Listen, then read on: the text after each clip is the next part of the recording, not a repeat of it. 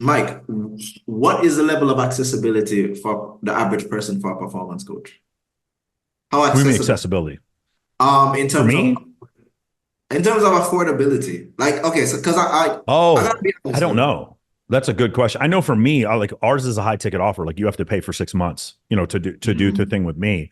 mm, Um, that's a good question. I don't know what it is in general. But the thing is, because I'm a performance coach, but I also this is the reason again, I'm not a licensed therapist. A no, licensed it's therapist cool. is going to say, what are your feelings? They're going to repeat your feelings back to you, and then they're going to Hmm. use their medical information, like the technology that they've learned, the strategy they've learned to help fix you. Hmm. In my situation, I'm actually going to give you strategies for life to help build your business, to get in better shape, and to be able to network with people and meet more attractive women, to become better leader and a better speaker. And in Hmm. doing so, increase your performance. And from that, Hmm. I am actually going to give you suggestions. Whereas a lot of times with therapists, they're not going to judge your life. They're going to get you away from. I am going to judge you to a certain extent and That's try to true. get you. Yeah. So that's why it's hard for me. If we're talking about like a licensed performance coach, I don't know what the answer to that is. I know what I do. What I do is I found an evidence based way of getting results for men, and then Hmm. I teach it, and I have a pretty structured course that's got 11 different pillars in it that where I teach all the things that I've learned over the last 25 years. And it has it led to a level of success in most of the people because that's a very long term investment. So I feel like 6 months, someone who joins that is someone that's very much dedicated and like Yeah. Yeah, but I mean, think about it. If you get a graduate degree, it's going to be 2 or 3 years. If you go to a therapist, most people are going to do that for several years. It's not Yeah. that long of one, but I mean, there's the thing is, how much is it worth to you? If you really want to change, if your wife left you because you were Hmm. fat and said you had no ambition, you can go to a therapist and a therapist can help you deal with the depression and sadness. And then you can come to me and we're going to get you in fucking shape. And then we're going to do something with your career where you're motivated to solve other people's problems, maybe scale your career, find ways to replace different functions in your business so that you can spend more time doing what you love, coming with all these fucking amazing strategies. So your ex-wife is looking at you like, why the fuck did I leave that guy? That guy's a champ. I fucked up. That's the guy I should have been with. That's what I do And as a performance coach as opposed to a therapist. isn't it? isn't it funny how a lot of men always have this thing of trying to win their ex back or proving their ex wrong. Yeah, for sure. Yeah. And then, And by, but by then the way, you. let's talk about this, Stephen. Men are addicted. This is another thing why therapy for men and women has to be different. Men are Yeah. addicted to sexual validation, and women are addicted to attention. Addicted. Yeah. Yeah. Women get their Absolutely. validation through attention. Men get their validation through sex. Just a massive generalization. To be more Mhm. specific, men get their validation through compliance leading to sex, and women get Yeah. their validation from attention leading to resources. So that in Mhm. general, I'm just massive generalization here, but that's Yeah. that's Yeah. generally the way it is. But here's the difference, right? Me as a man, because I want to be attractive to the opposite sex, okay? I get a haircut, I go to the gym, I dress clothes that fit me. My place is spick and span, incredibly clean. I live right next to the strip. Like I have a lot of nice things and become a better speaker and just better person, more well-rounded human being because I was trying to impress the opposite sex for the last 40 years. Okay?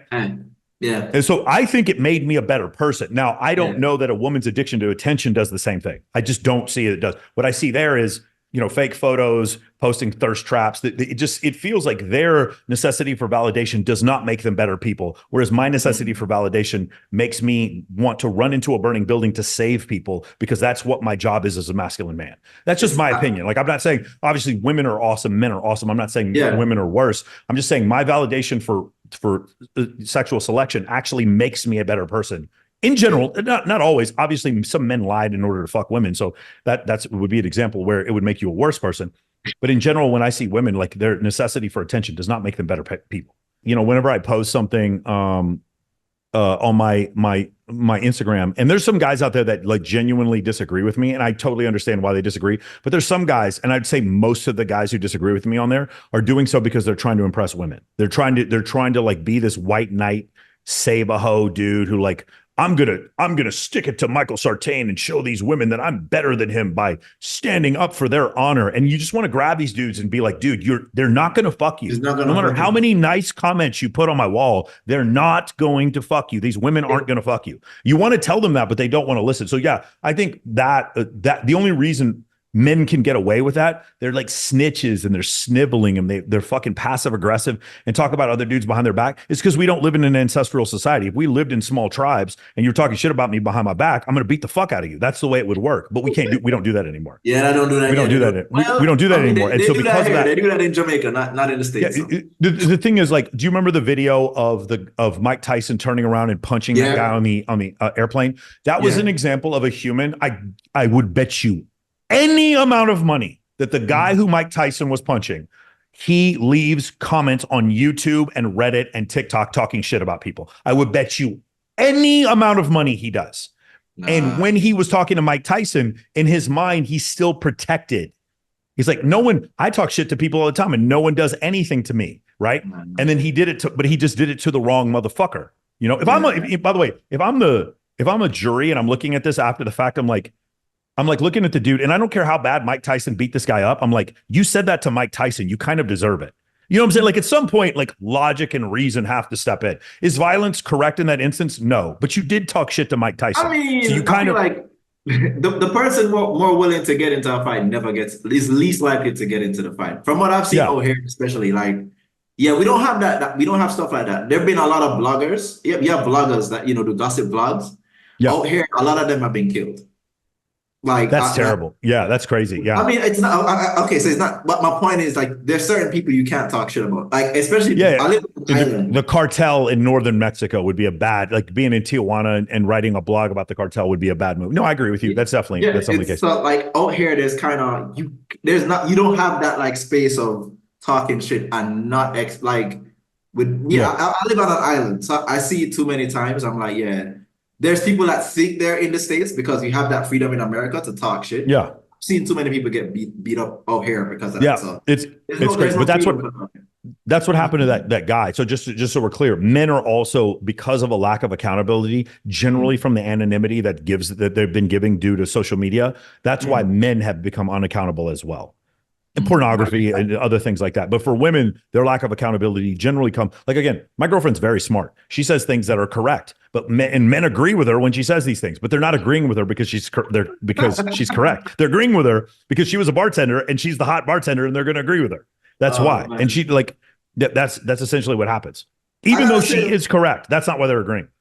Okay. So, all right. So but I've had situations with female friends where they come to me for advice and I tell them the truth and they actually absolutely hate me for the advice.